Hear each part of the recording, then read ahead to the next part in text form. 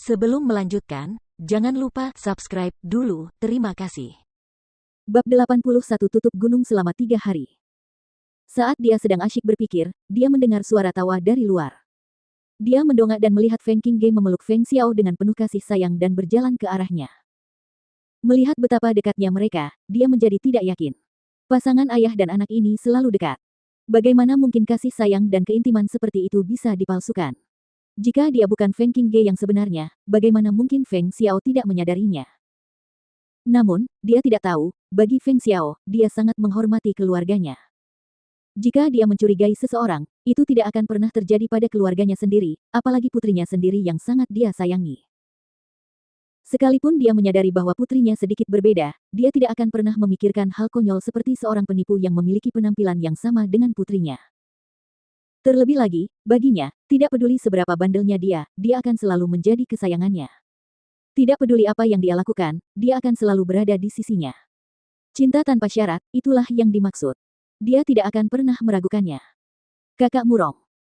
Feng Qingge melonggarkan genggamannya dan melepaskan tangan Feng Xiao, lalu dengan gembira melompat ke sisinya.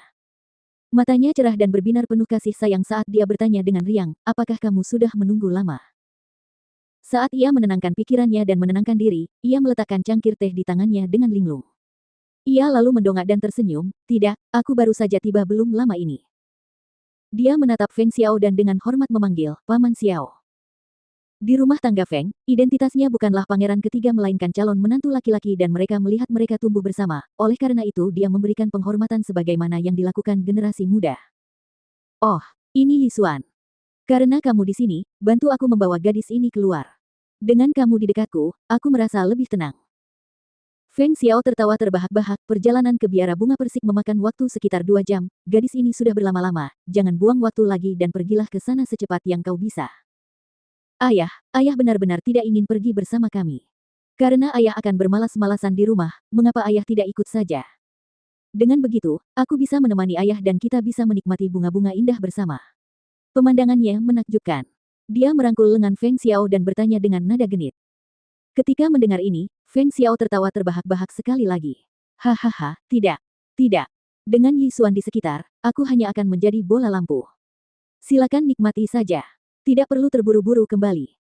Dia menoleh ke arah mureng Yisuan dan berkata, Yisuan, aku akan merepotkanmu untuk mengurus gadis kecilku ini. Terhadap calon menantunya ini, ia merasa sangat puas. Keduanya telah tumbuh bersama dan saling menyayangi, menikah hanyalah masalah waktu, tinggal memilih tanggal. Paman Xiao, tenang saja, aku akan menjaga Qingge dengan baik. Dia menatap Feng Qingge yang malu-malu dan sedikit tersipu. Dia tersenyum lebar untuk menutupi perasaan campur aduk yang ada di hatinya.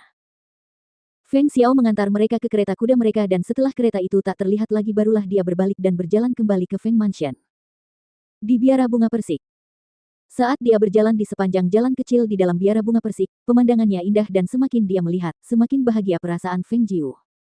Dengan setiap langkah yang dia ambil, dia merasa semakin puas dengan apa yang dia lihat, tidak diragukan lagi, tempat ini adalah lokasi terbaik. Itu bermanfaat baik untuk kultivasi maupun penyembuhan. Biara bunga persik terletak di wilayah selatan kota Bulan Berawan.